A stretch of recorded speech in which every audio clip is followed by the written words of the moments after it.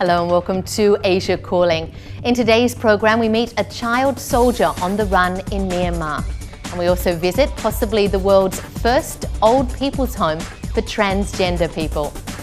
Welcome to the program. I'm Rebecca Hinchke.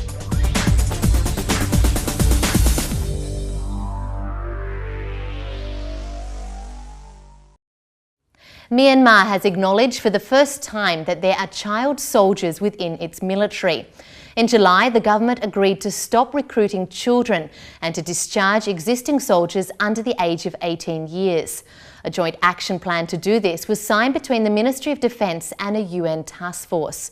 But as Helen Regan reports, the government is accused of not enforcing the agreements. Nang Mo Win was forced to leave his family and joined the army when he was just 17 years old. His father remembers the day clearly.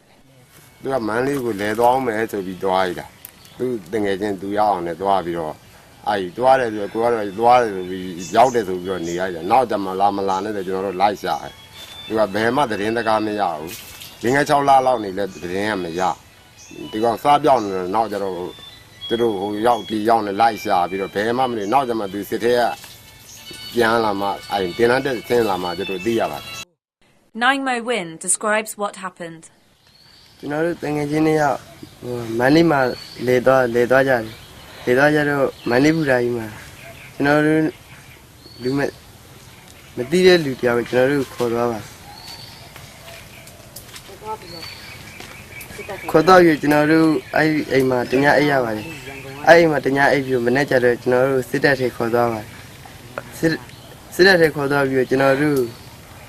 The brokers who took him usually earn about $35 per recruit, 3 times the monthly wage of an army private. Nang Mo Win and his friends were then taken to meet the sergeant. When they refused to join the army, they were locked up and beaten.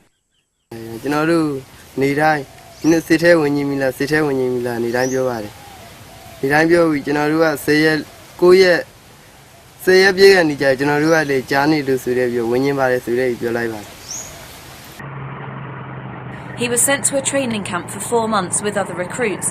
He then joined Battalion 910. His family only found out where their son was when he was allowed to return home for the weekend.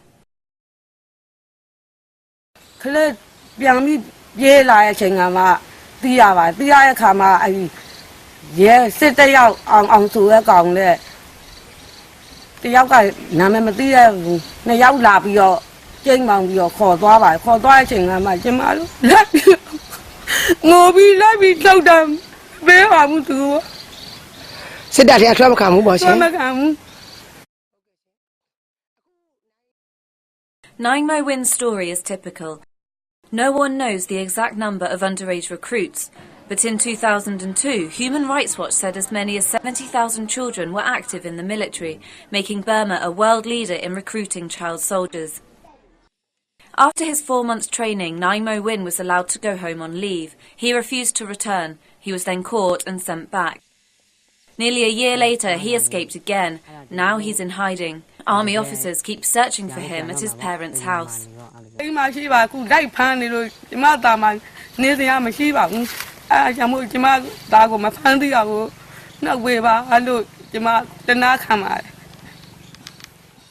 Deserters face imprisonment, beatings and even death, and at the very least they are forced to rejoin the army. In June, the government of Burma vowed to stop recruiting children like Nang Mo Win. It signed a joint action plan with the UN task force and promised to release all existing recruits under 18. In September, the government released 42 child soldiers from the army, but humanitarian agencies say they are covering up the ages of many of their soldiers. Whatever the government does in terms of establishing age verification measures, these are nullified by the fact that age is often falsified.